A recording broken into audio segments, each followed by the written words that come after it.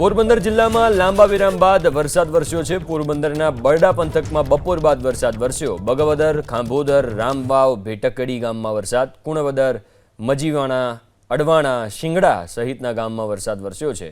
ભારે વરસાદથી ખેતરો અને રોડ રસ્તા પાણી થયા છે। વધુ વિગતો સાથે સંવાદદાતા અલ્પેશ પોરબંદરથી આપણી જોડે ફોન લાઈન ઉપર જોડાયા છે। અલ્પેશ, અત્યારે પોરબંદરમાં શું સ્થિતિ છે? પાણી ઓસર્યા કે નહીં?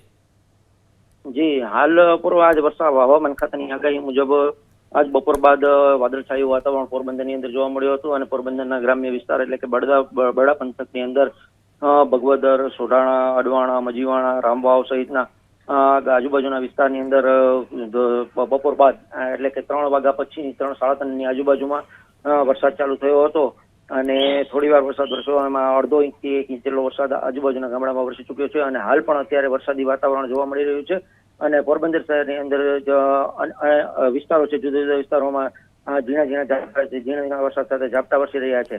જી બિલકુલ, આભાર અલ્પેશ વિગતો આપવા માટે।